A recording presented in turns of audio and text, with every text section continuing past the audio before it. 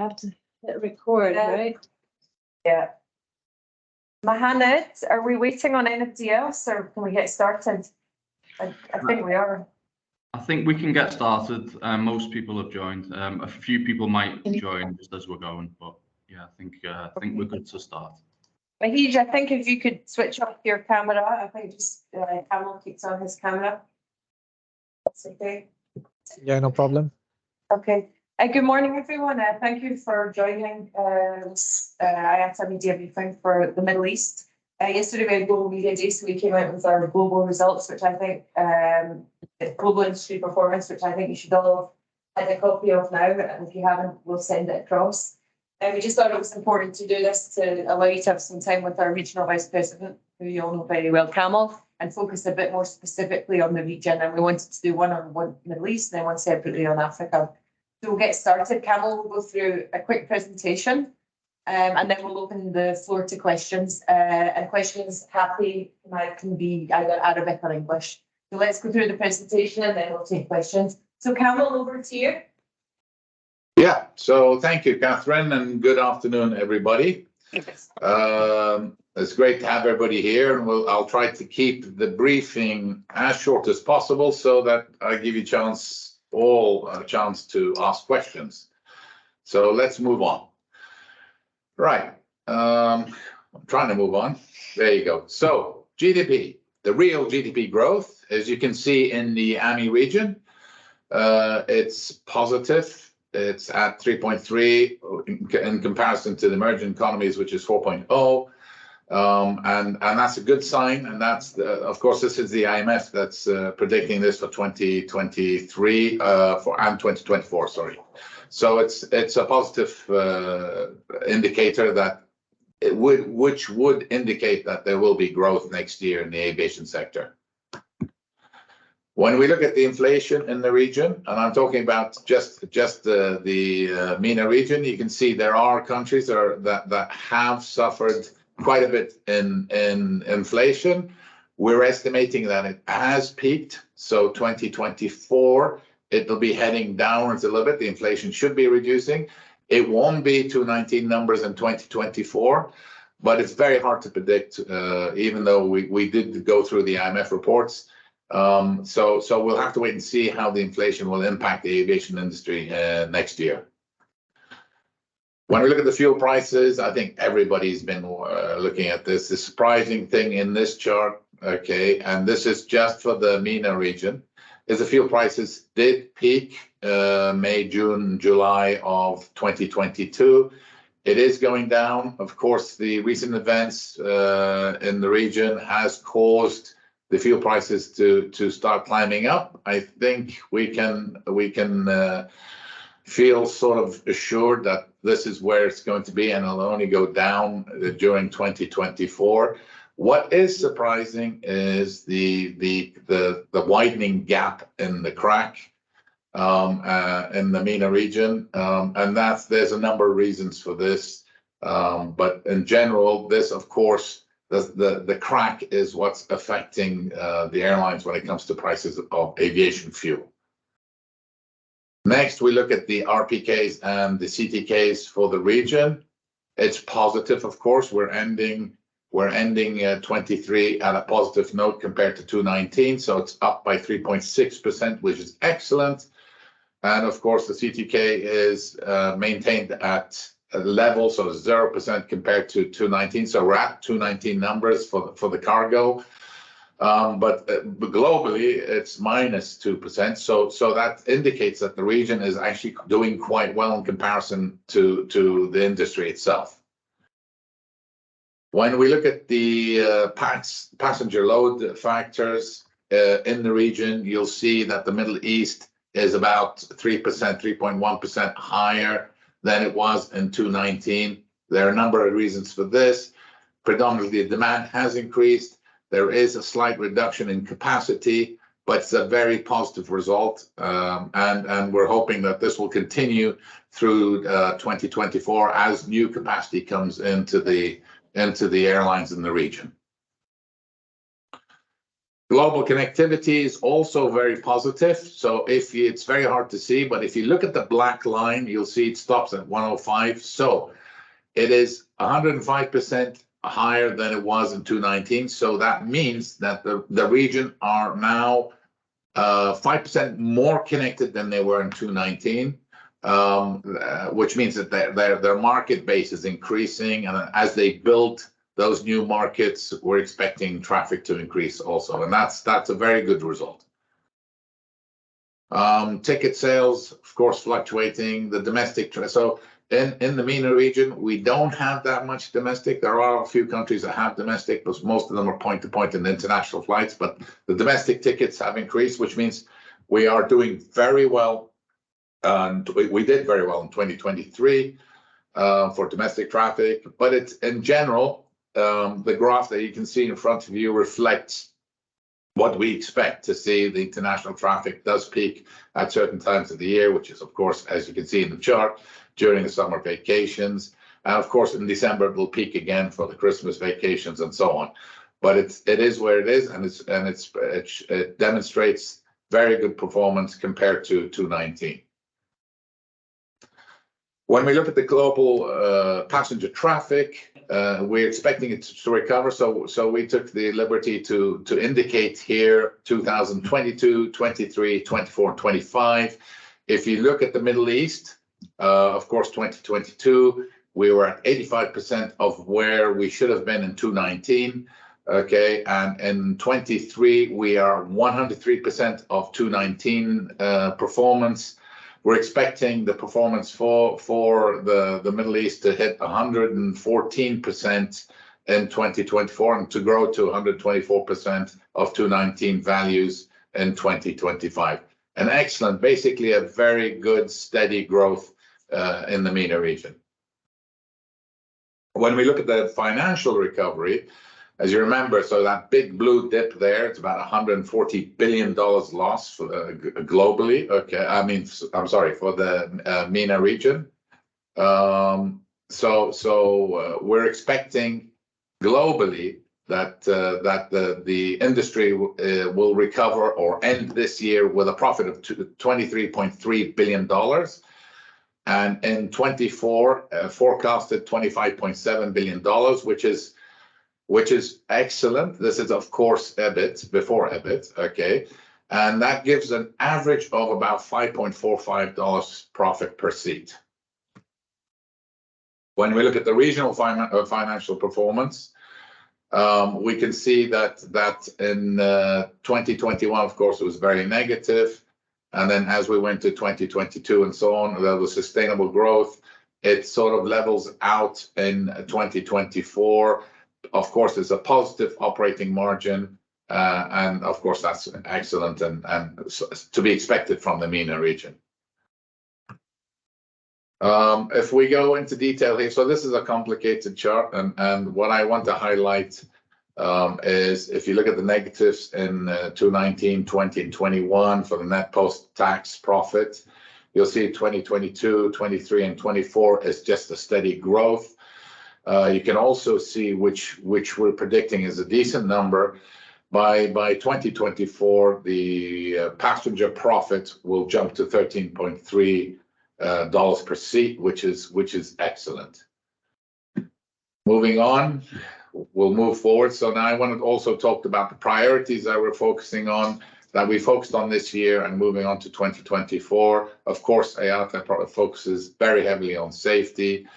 So jumping into the safety side, if you look at the global safety performance, you'll notice that MENA is relatively good. It improved compared to last year. Okay, it's still away from 2019 or 20 actually. So our focus is to get these numbers to improve.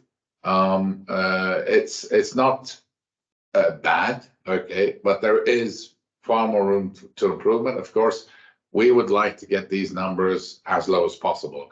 A lot of our effort here in MENA is to focus on safety, whether it's airport, airlines, ground handling, fueling, airspace, air traffic management, so on. Go on. Yeah. Passenger rights is one of the things that we've been working on closely. Okay, governments must work with the industry and with IATA to ensure regulations are aligned with the industry recommendations and ICAO principles. We've done an extensive amount of work with some of the countries in the MENA region to make sure that it's a balanced regulation rather than an uncalculated regulation that can damage the industry. We're currently working with a couple of countries on the passenger rights, and we did work in 2023 with 2 countries also on the passenger rights, and overall the results have been positive.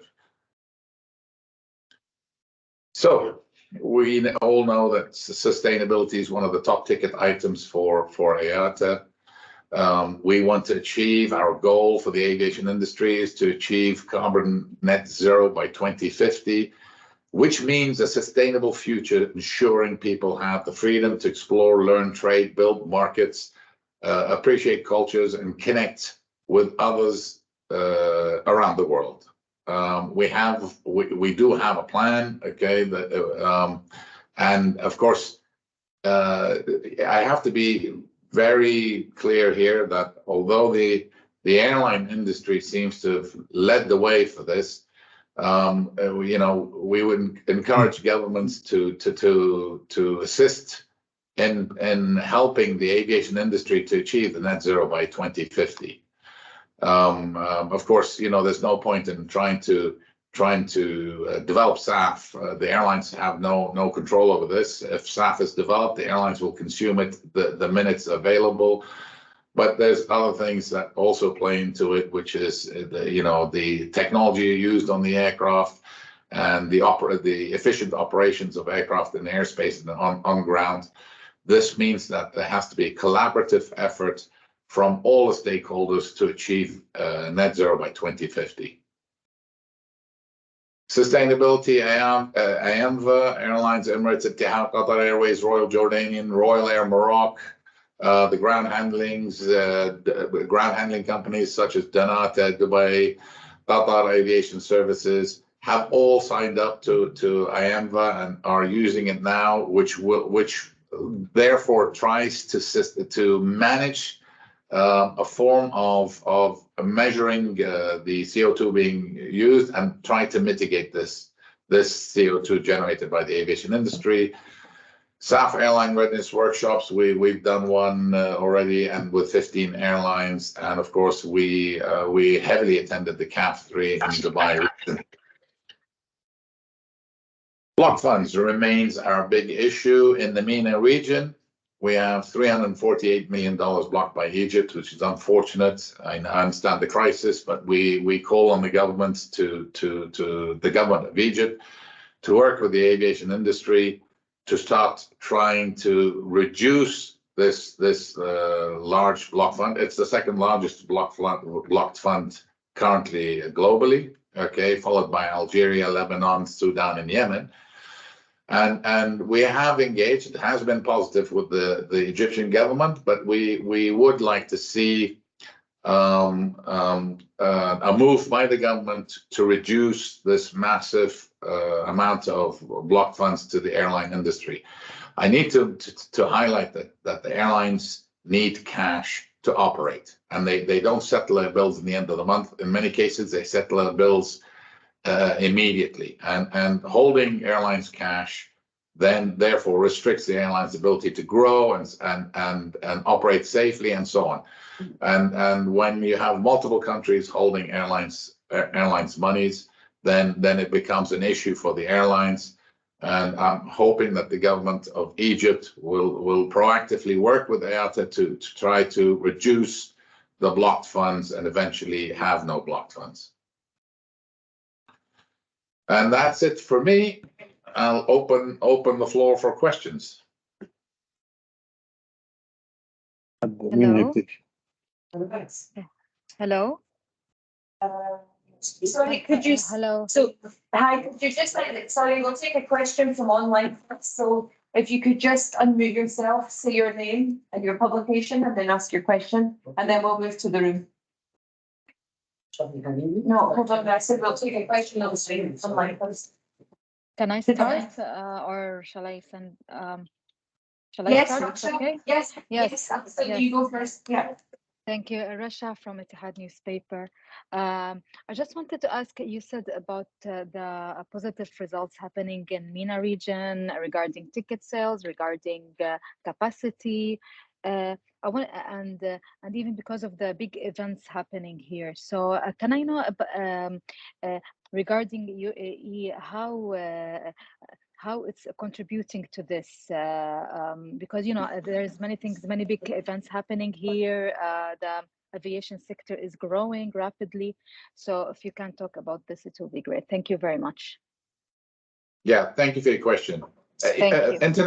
International events always have a good impact for aviation industry, and if you remember, simply just the World Cup in Doha was a very positive event for the aviation industry, not only from a revenue and commercial point of view, but it also demonstrated the ability for the region to handle so many aircraft in and out of a very small country at a very short time.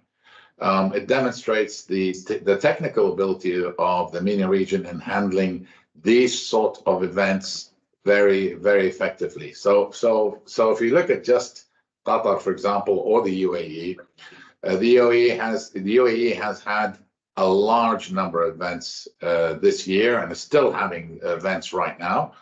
And Qatar had one of the biggest events, the World Cup, and it was impressive to see how the MENA region handles these events. Of course, the contribution to each country's GDP as a result of these events is very positive. Thank you very much. Hello. Dina. Yes, hi, can you hear me? Yes. Okay, Dina, a question, then we'll go to the room. Oh, sorry, I thought you meant virtual questions first. All right, thank you. Let me do a mix. On you go. Thank you for accommodating me. Hi, Kamel, this is Dina Kamel at the National. How are you? Good, Dina, how are you? Alhamdulillah. I have a quick question, please. So we're, as you know, just past the first week of COP28 here in Dubai, and one of the main conversations and discussions that are happening here is around hard to abate industries such as aviation and what their environmental responsibility is. A lot of climate envoys here and a lot of climate activists are calling for sort of carbon tax to be levied on airlines. And some are even suggesting that airlines have a responsibility to contribute to the newly created loss and damage fund that was announced here at COP to make up for their impact on the environment. So I wanted to get your thoughts on these and calls for action from airlines, and whether you think airlines in our region have a responsibility to mitigate their impact environmentally in this way, through the carbon tax or through these kind of contributions. Thank you. Thank you for your very complicated questions, as always, Dina. So let me reply to your question in general without going into specifics. Okay. So if you look at globally and I try to identify all the industries that have positively focused on trying to reduce the impacts of CO2 on the environment. And I challenge you to find an industry more proactive than the aviation industry. They have committed to going after the 2050 net zero target. Okay, and they are knowing that the price tag for this is in the trillions. Okay, so from that point of view, that's a positive step. And if you look, number of initiatives that the industry has taken and negotiations and so on to achieve this is incredible. However, you have to remember that the aviation industry doesn't produce fuels. Okay, it's not the airlines that produce the fuels. It's countries and companies that produce the fuels. You also have to remember that you can be completely efficient and still end up waiting 25 minutes flying around an airport waiting to land. The airspace itself is not efficient, and this needs to be addressed, which airlines can't do, okay? And then thirdly, the technology today is at its peak, and still it consumes a lot of, it produces a lot of CO2. So airlines don't design aircraft, okay? So it's a multiple collaborative effort that needs to be taken by all the stakeholders. It can't just be shifted to the airline's responsibility to be the only source that's going to achieve the net zero by 2050. And that's the point that needs to be echoed across the globe. Everybody has to do their part to achieve the 2050 target.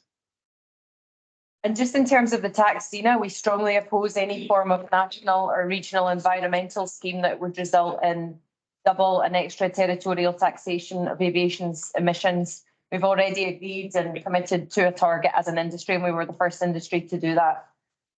Double taxation would negatively affect the economy and harm aviation's contribution to benefit the economy. So we're quite clear on that. Can I ask? Okay, thank you both very much. Appreciate it. No Thank problem, you, Dina. Let's go to the room now. Amira, we'll start with you. Hello, Mr. Kamel. Amira Ibrahim, Al Ahram, Egypt, Bahrain. Recently, IATA revealed that the war in Palestine didn't affect or hasn't affected the movement in the Middle East, except for from and to Israel. This apparently depends on the movement in the Gulf area or Gulf airlines. But how about the neighboring countries like Egypt, Jordan, Lebanon, which I think the movement should be affected first. And my second question also is related to this one. Is last year we had that war in Ukraine, and it had its effect on the Middle East and our business. How come now we have two wars? It won't be affected. Yeah. Okay. Sorry. So Kamel, can Yeah. I just say one thing quickly, and then I know. So just in Yeah. terms of the response yesterday, when the question Yeah. was asked to Willie, does it affect the region? Willie's Yeah. response was, it doesn't, it's not majorly affecting the region as a whole, but yeah, you're absolutely right individually, Kamel. I'll let you just take it from there. Yeah. Okay. So Amina Mashkoura, it's a good question. And you know, what Willie answered is in totality, okay? What you're doing is picking out one and the other. So you have to look at, to answer the question, let me go back into the Corona days, okay? And then when the airlines, when Corona was over and the airlines are coming back into business, immediately anybody that has anything to do with aviation realizes how resilient and how quick airlines are to adapt to these changes, okay? So you're absolutely right. To start off with, Jordan and Lebanon and Egypt far less, but Jordan specifically and Lebanon have been impacted badly, okay? As a result of the closure of the airspace, and that's pretty much it, the closure of the airspace. But at that time, so while one problem appears, the airlines work another way to find an alternative. And that's exactly what happened. In totality, actually, there has been no impact because there is always a solution to something that's preventing aviation. But you're absolutely right. And when you look at Jordan, it's added about 15, 20 minutes to every single flight when they go, specifically when they're going west. And when you look at Lebanon, the capacity has dropped, but other airlines have filled that position, and so on and so forth. So there's always an impact in war, but does it impact it globally, or is it just regionally? And then who fills in this gap and how it's filled in? And that's basically what happened here with the Israeli-Gaza conflict. Thank you. We'll take one more question in the room and then we'll go to Amir online. Mr. Kamel, Ashley Habibi, Al newspaper. You hear me? Yeah, not very clearly. Speak into Not very clear. ما بيسمعكش كويس. Can you hear me? Yes, speak a bit more loudly. Hello? Mr. Kamel, أيوة. Ashley Habibi, Al newspaper. Can you hear? Can you hear Kamel? Speak No, more loudly. Can you hear Yeah, me? I can't hear the question. Yeah, he didn't ask the question. Off All you go. right. Okay, Mr. Cameron. Firstly, what as you mentioned is about the recovery in the Middle East area. What are the many challenges will be faced with the airlines in Middle East area in 2024? Secondly, what about the cooperation between IATA and the governments to, about the passenger rights and using the biofuel? Okay, so I heard part of your question. What's the main challenge for the MENA region for 2024? Is that your question? Yeah. Yep, All right, that's the first question. yeah, so I would say that the biggest challenge for 2024 is that the continuous high price of the Jet A1 fuel, that crack, which is worrying, to be honest. And the other one that is creeping in now as the aircraft are being utilized heavily is the supply chain for spare parts and so on. This is actually beginning to become a problem for a lot of the airlines, where you notice that if you go through the region, you'll find there are 5 or 6 airlines that have 5 or 6 aircraft on ground waiting for spare engines, spare parts, and so on and so forth. These are the challenges I think most of the airlines in the region will be facing. If you consider the ramp up from 2022 and 2023 in the operations by the airlines, they were pushing the scheduled maintenance to the maximum that's allowable for each aircraft. And then when they started trying to get the spare parts, the supply chain itself of spare parts and engines and so on has failed the industry. And I think that those are the 2 main challenges for the MENA region. As for the passenger rights, I heard the question passenger rights, but I didn't hear the exact question to it. So Passenger rights. I think the passenger question was it, who are we working with? Passenger rights. Yeah. So I think, And sustainability. okay, so in terms of the passenger, Between IATA and the government. yeah, so just in terms of the countries, we've been working really closely with Saudi Arabia in terms of their passenger rights, Morocco and Oman. The main thing that we're, yeah, Kamala, anything you want to add? I was just going to mention how it's important that we avoid the mistakes that were made in Europe in regards to regulation. Yeah, we worked heavily with Saudi just before they released the passenger rights. I think it was released about 2 months ago. We got to a very good document. Recently, actually, this week, I was with the Saudis discussing the released version, so the published version. There are some issues that we would like to negotiate on. What I was impressed with the Saudis on is the fact that they're very willing to sit on the table and have a second round and the third round. We're currently heavily engaged with Oman and Morocco on the same thing, and I believe that we will come up with a decent document where it serves the passengers' rights, okay, it serves the country and it serves the aviation industry collectively, rather than serving one entity and harming the other. Okay, thank you. Let's move to Abir online. Abir? Yes, how are you? Hi, good, thank you. Thanks. My question to Mr. Kamel about about the IATA's expectations. What's the IATA's expectations about aviation statistics in UAE in 2023 in comparison to 2019, concerning the number of passengers, the profit of airlines, and what's your expectations for 2024? Thanks. I don't have the breakdown, Abir, okay, because then that means I have to talk about every country, and we'll be on this call for another 5 hours, okay? But okay. when you look at the UAE, I mean, you're asking the question and you know the answer. It's always positive for the UAE.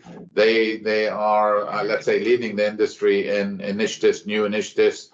And what singles out UAE specifically is the collaboration between all the aviation industries together. So the airport work with the ANSPs, work with the airlines, work with the ground handlers, and so on and so forth.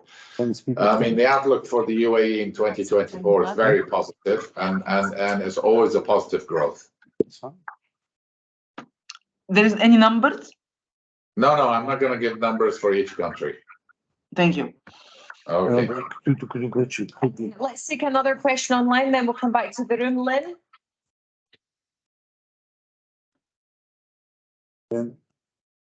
Lynn? You're on mute. Okay. We'll go back to we'll just do it round this way. Can I speak? We'll just do, we have plenty of time. Yep. مستر كامل ازي حضرتك؟ تمام، شلونك انت حبيبي؟ محمد عبيد، الاخبار نيوز بيبر عند مصراوي. 3 نقاط عايز اتكلم مع حضرتك فيهم. اول نقطه، هل قدمت مصر مساهمات في المجال الجوي اثناء الحرب في غزه زي ما حصل في الوضع في السودان؟ ثاني نقطه، هناك شكوى مستمره وانا جاي من القاهره، شكوى مستمره من الركاب في ارتفاع اسعار التذاكر. هل الإياتا لديها برامج أو حلول للمشكلة دي؟ النقطة الثالثة، امبارح في المحاضرات كانوا بيتكلموا عن الجواز الإلكتروني.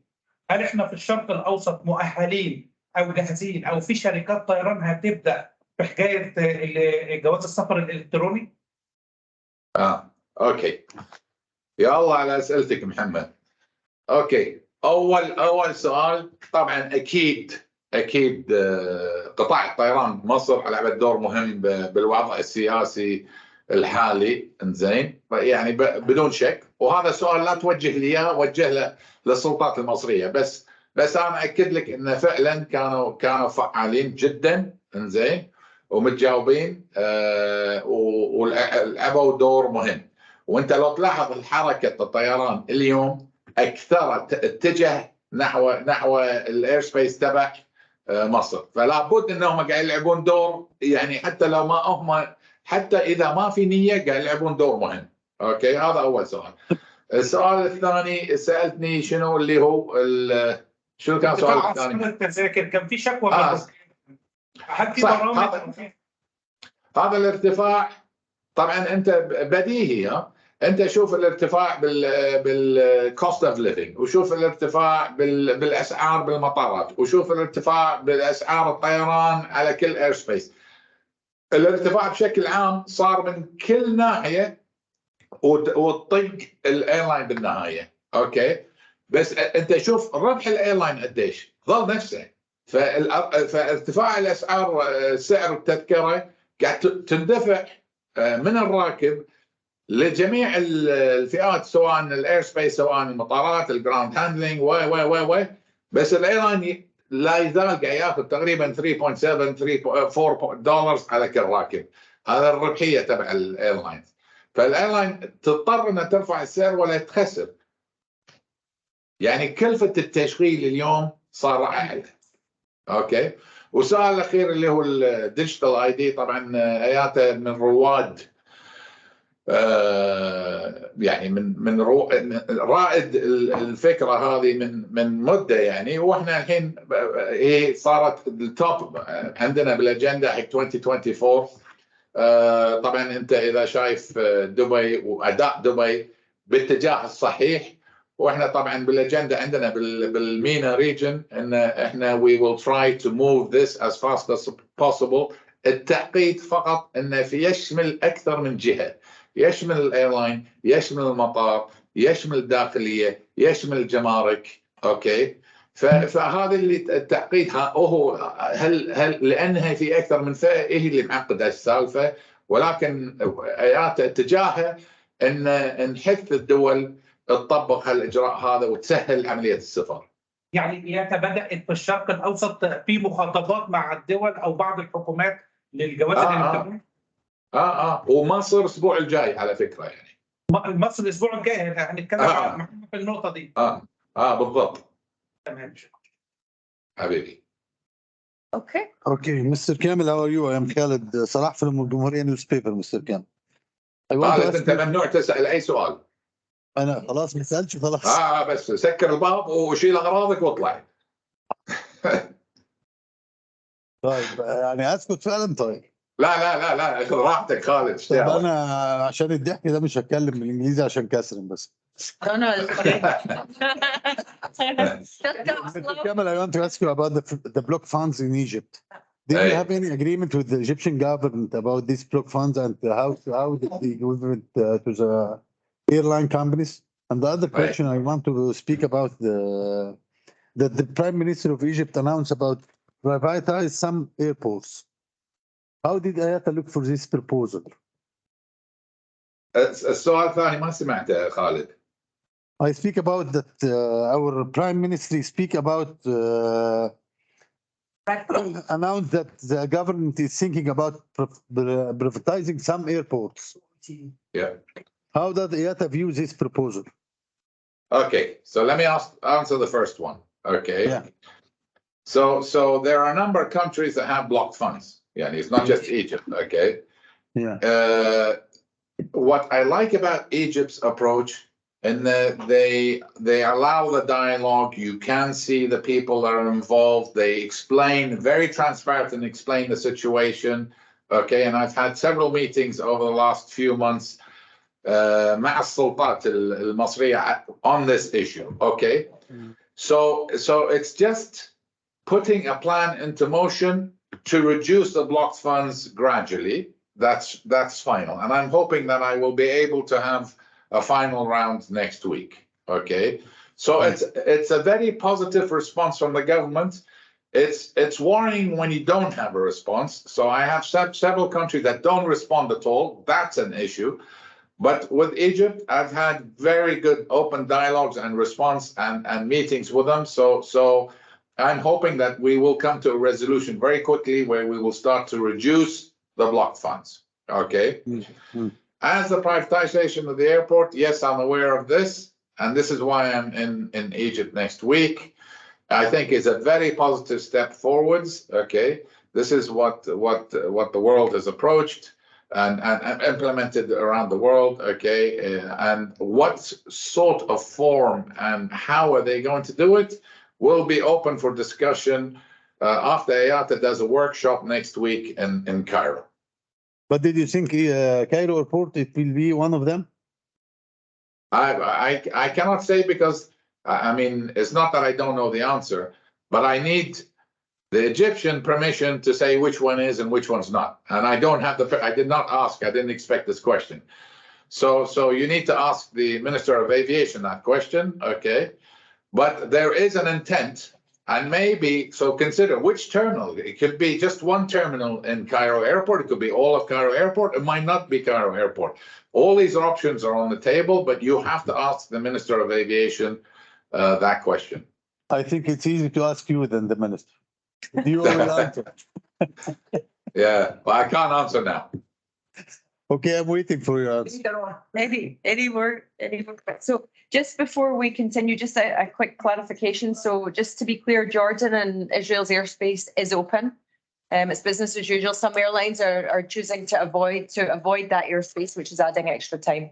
So, but that's the airline's decision. So just to clarify But Mr. Kamal, if you excuse you, I want to ask the same question of Amira.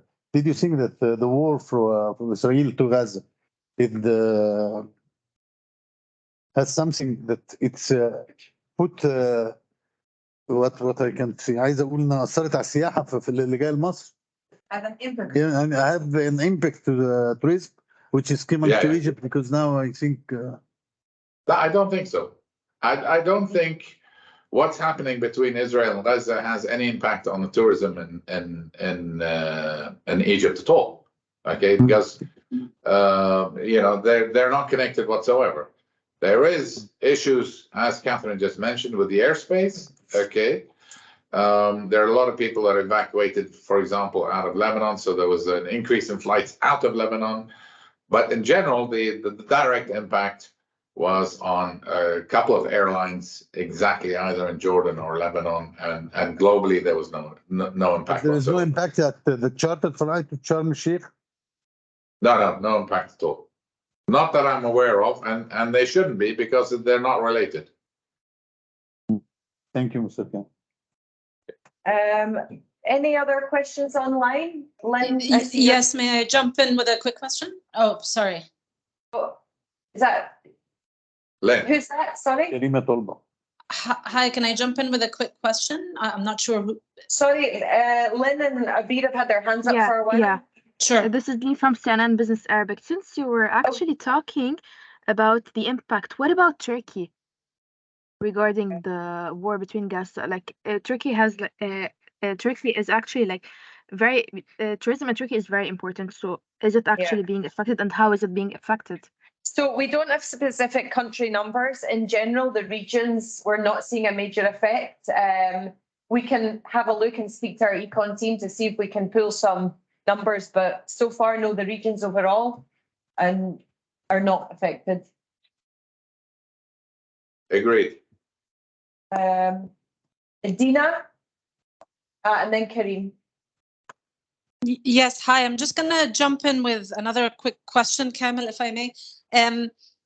Just a quick clarification first on what you were saying about Egypt and the blocked funds. You said Egypt is the second biggest country with that's withholding these funds. Shall I assume that the first biggest country, as it has traditionally been for the last while, is that Nigeria? Just to clarify, that's my first question.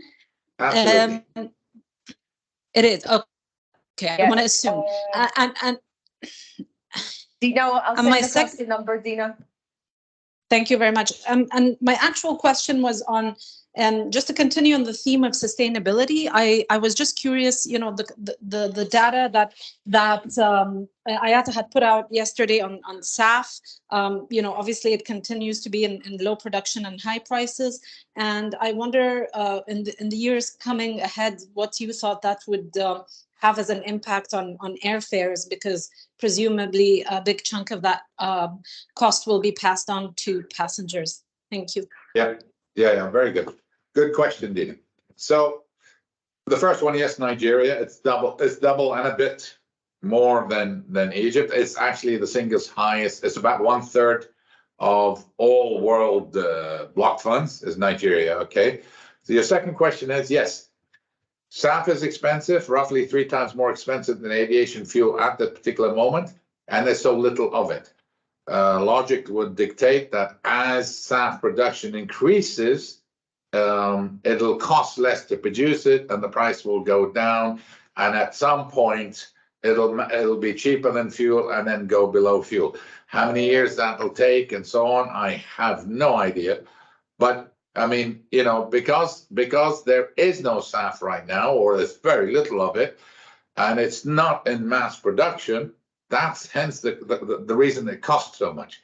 As the production ramps up and as it becomes more readily available, that cost will go down. Obviously, that will be added to the price of travel, and unfortunately, you know, there's always a cost associated in any industry when you want to go green, again, when you want to reduce CO2 and so on, and this is no different. Okay. Just the amount of block. Thank you very much. Amount of block funds in Nigeria is 792 million. And then we'll just move to a final question. Karim. Hey, Kamil, Karim Tolba from the Aviator. How are you? Good. How are you, Karim?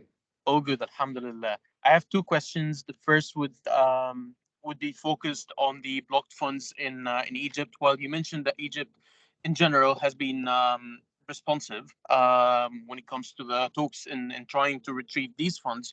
How about the other countries? And what proactive measures is IATA taking to retrieve these funds and enable airlines to actually retrieve these funds? Yeah.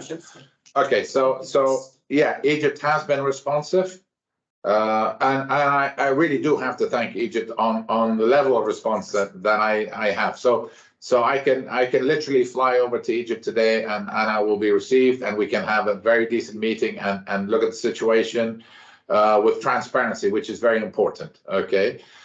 There's, you know, it is difficult. I mean, it's not like the country intends to block funds. Okay, it's you know, the availability of hard currency that causes the issue. Okay, and it's working out a suitable corrective action plan that takes a bit of time, and then the commitment from the governments to do so.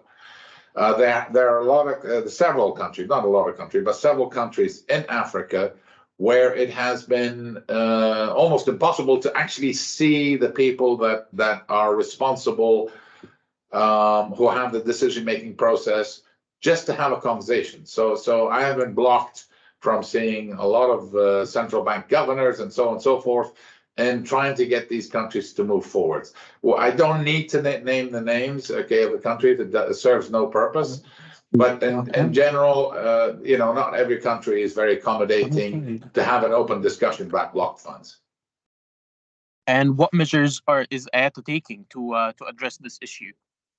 The measure, I mean, IATA is, let's say, a mediator in this case. So we go into the government and we first highlight the impact this has on the international aviation industry and on the country's aviation industry, and of course, the trust in foreign investment in that particular country. Okay, it takes a while to get past that phase, and then once the government is committed and understands the impact of their decisions, then it's a negotiation phase where you try to come up with a working plan with that specific government where they can tackle the increase month over month, and then plus tackle the original blocked funds. So it takes a while before you can get a country to commit to start reducing the blocked funds over a certain period. Perfect. Thank you. My second question would be a follow-up on Dina's question, actually. Since we all agree that the costs of decarbonizing the industry would fall eventually on the passenger side, when do we expect these to normalize with the ramp up of SAF production? Yeah, I'd say it's, and this is a question that I've been asked several times. Okay, and again, that's a common thing so your question is not unusual. That's a very common thing that I've noticed a lot of people asking the airline industry. Okay, whereas we have to keep repeating to everybody, we're not people that manufacture fuels. Okay, and the problem is it seems to be this whole responsibility seems to be handed over to the airline industry as if they are the ones that are going to build the refineries, they are the ones that are going to produce the SAF and so on. So it's really hard for me to answer that question, because it actually depends on governments, how heavily they tax this fuel, for example, whether they refine it in-house or they export it, whether they only grow the SAF. There's a lot of variables to calculate before I can get to that answer. But the logic is, as you start producing more and more SAF, the price will start going down. That's the logic. Kamal has a request for one more question in the room. Are you okay? Do you have time? Yeah. Mr. Kamal, 2 weeks ago, we went to Dubai by Fly Dubai, which just changed it to happen with Fly Dubai. Did you think that in the future, the low-cost carrier will change the idea of operating instead of all economy classes they have now, business classes and full flatbed? How did you see these changes in low-cost carrier? Well, okay, I got asked that question yesterday, huh? So it's not like the local, like Fly Dubai does not get a certificate saying it's a low-cost carrier. Huh? It's a business model that they are very free to operate which way they want. Okay. And if you remember, maybe 15, 20 years ago, there was a low-cost carrier and a legacy carrier, but there was never a low-cost carrier or ultra-low-cost carrier. Now we have ultra-low-cost carriers, we have low-cost carriers, and we have different models of low-cost carriers, and we have legacy airlines who also mix different models of legacy operations. The airline knows better. They know how they want to tackle. They can see the type of customers they have. They might have business class on one route and see no reason to have business class on the other route. I think Fly Dubai has done really well, and I think they really know how to, they know the business very well, and their decisions obviously suit whatever business and strategic plan they have. Thank you. Great. Well, thank you everybody for joining. We'll be sending around the presentation and the press releases from yesterday. And if you've got any more questions, please don't hesitate to reach out either to Haya or myself. Thank you, everybody. Thank Thanks, you. Campbell. Bye, Thank you, guys. Catherine. Bye-bye. Bye. Thanks, everybody. Thank you.